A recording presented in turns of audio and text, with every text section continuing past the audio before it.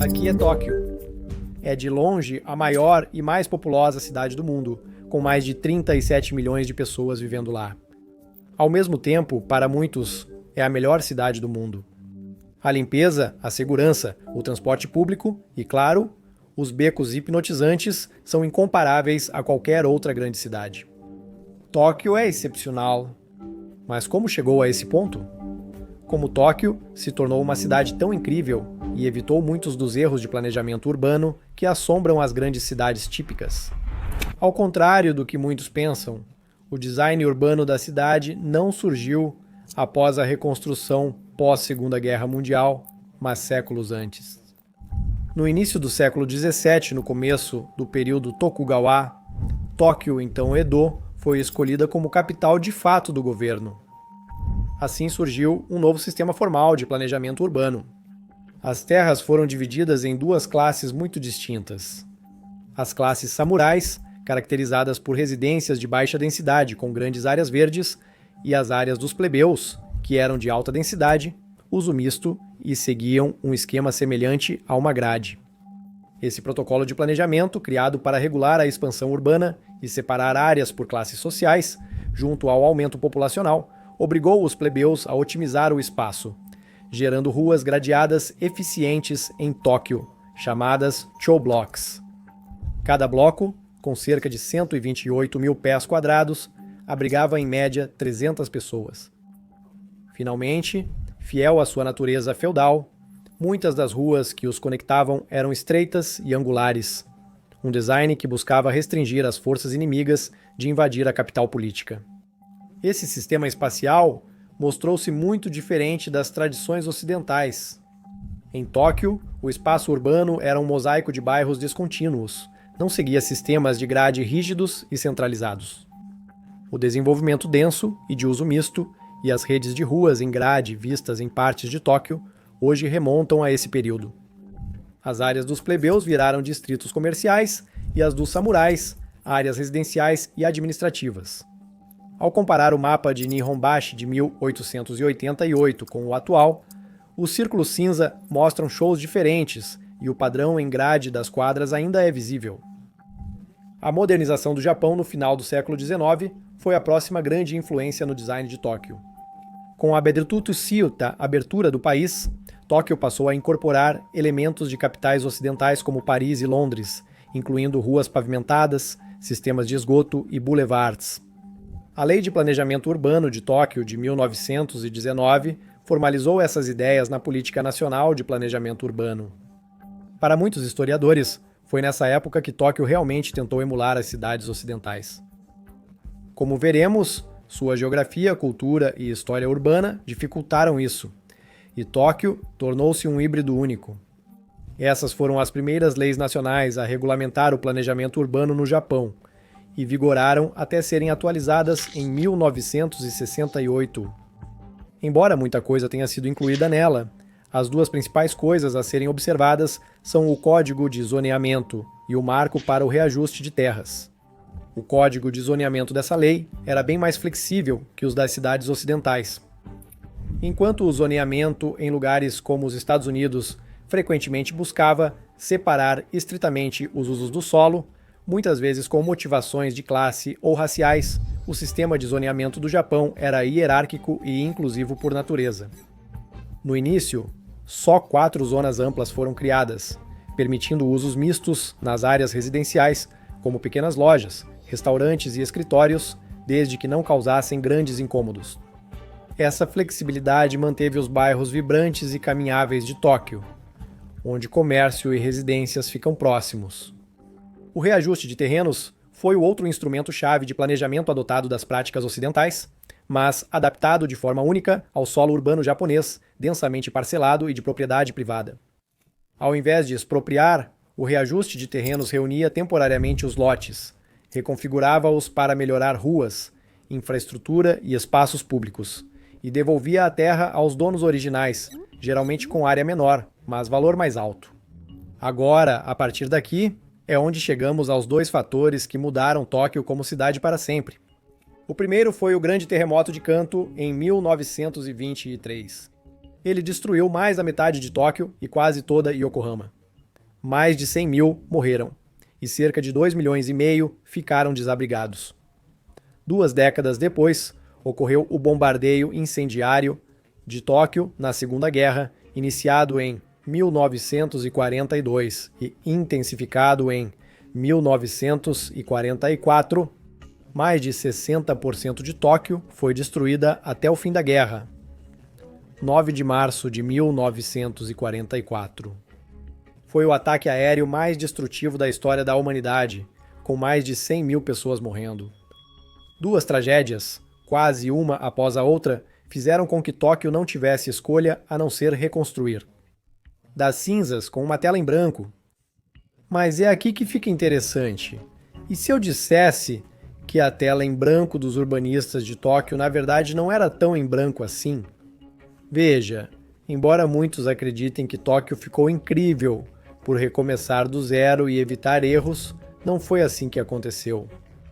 Segundo o professor André Sorensen, em A Construção do Japão Urbano, urbanistas e arquitetos japoneses tinham planos ambiciosos para Tóquio no pós-guerra.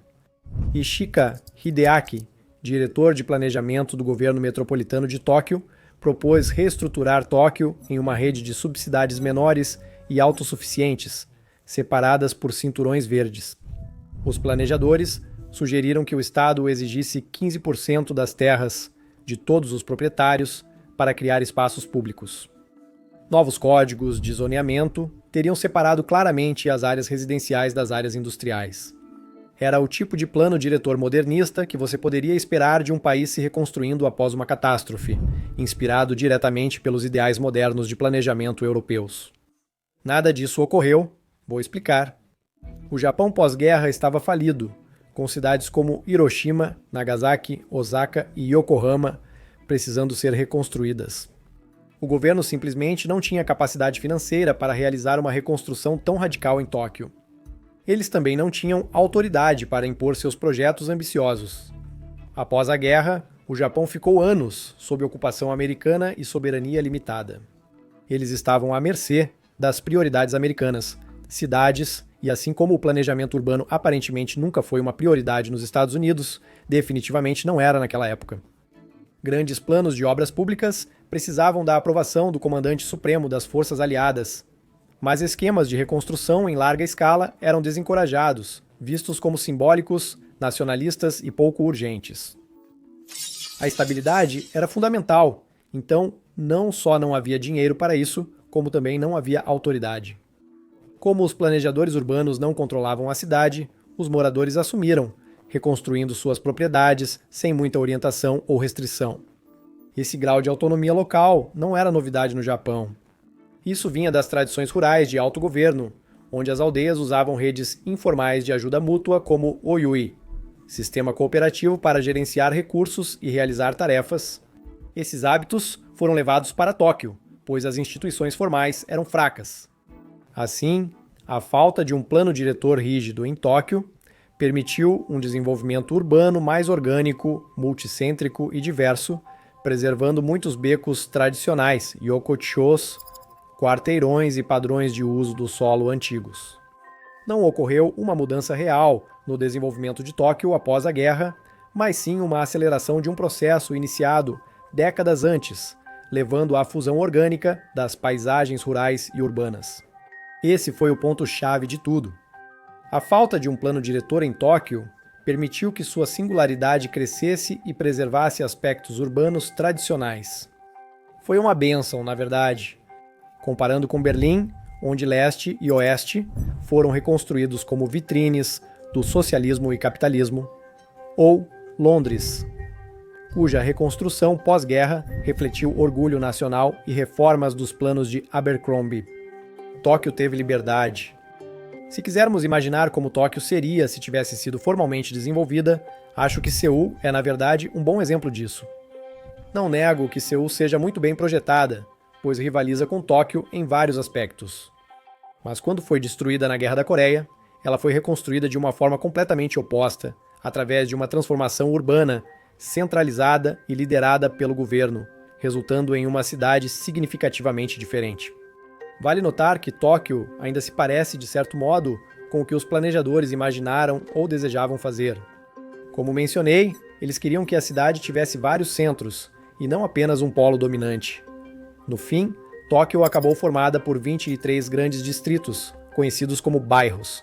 Falaremos disso em breve. A diferença está apenas entre o design intencional e o resultado emergente. Claro, com o passar do tempo, Tóquio se modernizou bastante. Desde o fim da ocupação em 1952, especialmente durante o milagre econômico japonês, 1955 a 1973, Tóquio evoluiu drasticamente. Por exemplo, todos sabem como o metrô deles é incrível. Para muitos é o melhor do mundo, basta olhar esse mapa dele. Quase 2,4 bilhões de pessoas usam ele anualmente. Foi durante esse período que ele fez mais progresso. Na década de 50, o sistema de metrô de Tóquio ainda era muito limitado, com apenas a linha Ginza e a recém-concluída linha Marunouchi em operação. As coisas poderiam ter sido diferentes. Com o avanço da indústria automobilística mundial, os urbanistas poderiam ter feito Tóquio adotar uma infraestrutura mais voltada para carros. Mas eles não fizeram isso. O governo escolheu investir pesado em transporte público, porque Tóquio, como é hoje, já era uma cidade densamente povoada com ruas estreitas. A população passou de 3,5 milhões para 9,7 milhões em apenas 15 anos. O terreno era caro e escasso demais para ruas largas e estacionamentos, então eles tiveram que usar o espaço de forma mais eficiente. Em 1959, eles foram anunciados como anfitriões das Olimpíadas de Verão de 1964. Nesse momento, a infraestrutura de transporte deles decolou. A linha de metrô Hibiya e o Tokaido Shinkansen, ligando Tóquio a Osaka, foram inaugurados a tempo do evento. Hoje, juntos, eles transportam mais de 1.600.000 pessoas por dia. Claro, a cidade teve que se modernizar para acompanhar o aumento do uso do automóvel. Ela estava virando uma cidade global. A famosa Via Expressa Shuto foi feita para isso. Sua construção priorizou a imagem nacional e a funcionalidade em vez da integração local. Construída pela cidade, não para ela. Durante o milagre econômico japonês, enquanto milhões de pessoas migravam das áreas rurais para as áreas urbanas industriais a cada ano, a indústria automobilística começou a decolar, já que carros eram produzidos para o mercado interno pela primeira vez. A posse de carros cresceu 600% entre 1960 e 1970. Apesar de Tóquio adaptar-se aos carros e ter ruas menos conectadas, sua conectividade seguia alta em padrão global. Quando Tóquio entrou, após os anos 1970, os limites desse rápido crescimento começaram a surgir. A cidade enfrentava poluição severa, falta de moradias e preços dos terrenos altos. Em resposta, o Japão introduziu várias leis de planejamento importantes. A Lei de Novo Planejamento Urbano, de 1968, a mais recente, substituiu a de 1919, seguida pela Lei de Reurbanização Urbana, de 1969, e a Lei de Padrões de Construção, de 1970. Essas leis não visavam reinventar Tóquio, e sim ajustar o que já existia. A Lei de 1968 é a base da Tóquio moderna. Tudo o que veio depois disso é apenas um ajuste fino, mais ou menos. Apesar dos grandes investimentos, o principal legado são as 12 zonas criadas. São 12 categorias de uso do solo, cada uma com regras sobre construções, tamanho e atividades permitidas. Vai da mais restrita, quase só residências, até a 12, a menos restrita. O diferencial desse sistema é ser hierárquico e inclusivo. Categorias superiores englobam todos os usos das inferiores. É isso que faz de Tóquio uma cidade de uso misto. Comparando com Nova York, que ainda é caminhável, a cidade é dividida em centenas de distritos de zoneamento, separando estritamente funções residenciais, comerciais e industriais. O desenvolvimento de uso misto é tecnicamente possível, mas muitas vezes é dificultado por procedimentos burocráticos. Enquanto isso, a história de Londres é totalmente diferente. Eles usam um sistema de planejamento flexível, mas isso traz grande imprevisibilidade devido às negociações para aprovar decisões. Tóquio é muito mais simples. Segundo o Departamento de Assuntos Gerais de Tóquio, de 1957 a 2009 proprietários individuais construíram mais área útil do que grandes incorporadoras e o governo juntos. Pela primeira vez, Tóquio separou o solo em duas categorias: áreas de promoção da urbanização, com desenvolvimento incentivado, e áreas de controle da urbanização, com construção restrita para proteger terras agrícolas e evitar expansão urbana desordenada. Isso evitou que Tóquio tivesse subúrbios extensos e desconectados, comuns em cidades ocidentais. Este mapa ilustra bem porque isso era necessário. Tóquio crescia rápido e ainda cresce hoje, exigindo gestão adequada para não sair do controle. Esse crescimento constante levou a uma nova transformação silenciosa de Tóquio. Descentralização. Tóquio finalmente estava ficando sem espaço. Os preços dos terrenos subiam rapidamente, o trânsito era terrível e áreas centrais como Marunouchi, Ginza e Chiyoda já estavam sobrecarregadas pela densidade. Não era um grande plano, mas sim algo sutil. O governo metropolitano começou a apostar muito mais na ideia de subcidades, exatamente como os planejadores da Tóquio, do período pré-guerra, haviam imaginado décadas atrás. Então, eles transferiram a sede do governo metropolitano de Tóquio de Chiyoda para um novo prédio em Shinjuku, com o objetivo de tornar a identidade de Shinjuku como um núcleo totalmente legítimo e co-igual, não apenas um centro de trânsito e compras. Raramente vemos isso em cada bairro de Tóquio, cada um mostrando uma parte diferente da cidade. Você tem Shibuya, capital da moda e juventude de Tóquio, Ginza, bairro sofisticado de compras e entretenimento, Asakusa, lado tradicional da cidade, e Akihabara, destino para eletrônicos e fãs de anime, entre outros. Como disse antes, Tóquio é formada por muitos pequenos lugares, cada um com sua lógica interna, todos conectados em um todo complexo e funcional.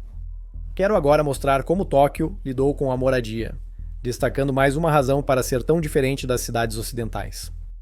Eu quase estou repetindo isso neste ponto, mas se você olhar para este gráfico, vai ver que Tóquio tem construído consistentemente muito mais moradias do que qualquer outra grande cidade desde 1970. Isso ocorre por causa do zoneamento permissivo, mas ainda assim, mesmo nos anos 90, durante a crise financeira do Japão, eles construíam mais casas que todas as cidades ocidentais em crescimento. Mesmo agora, enquanto a população de Tóquio está atingindo o pico, os preços das casas permaneceram relativamente estáveis, especialmente se comparados a cidades como São Francisco, Sydney e Toronto. Tiveram momentos de escassez e problemas de acesso, mas nunca uma crise habitacional como no Ocidente. Por fim, o desenvolvimento moderno de Tóquio envolve também sua adaptação a desastres naturais. O Japão, devido à sua localização geográfica, está sempre envolvido em intensos desastres naturais, sendo o único país situado sobre 4 grandes placas tectônicas. Além do grande terremoto de Kanto, de 1923, houve o terremoto de Fukui, de 1948, o tufão Vera, de 1959, o grande terremoto de Hanshin, de 1995, e o terremoto e tsunami de Tohoku, de 2011, entre outros. Milhares de mortos, cidades destruídas e bilhões em prejuízos. Naturalmente, a forma como o Japão responde a esses desastres influencia diretamente como todas as suas cidades são construídas. Reconstruir não é exceção, e sim esperado. Há uma cultura de depreciação lá. Casas e edifícios depreciam rápido, muitas vezes valendo zero após 30 a 40 anos. Isso está nas leis fiscais deles. Só o terreno mantém valor, então os proprietários focam em possuir o terreno, não em preservar a casa, mesmo que esteja em boas condições. Como resultado, casas mais antigas rapidamente se tornam ultrapassadas e como reformar é tão caro, muitos simplesmente constroem tudo de novo. Nos Estados Unidos da América e Europa, casas antigas costumam manter ou até valorizar. Compradores valorizam charme, mão de obra e história. Salvo quando está em ruínas, uma casa dificilmente é considerada descartável.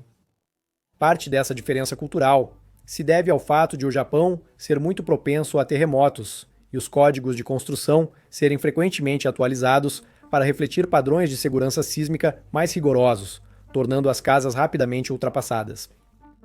Isso gera um ciclo de má manutenção por falta de incentivo para tornar as casas atraentes para venda. Mas o que isso proporciona é um mercado onde os proprietários se sentem mais livres para projetar as casas como desejam, ao mesmo tempo em que aceitam a desvalorização do imóvel.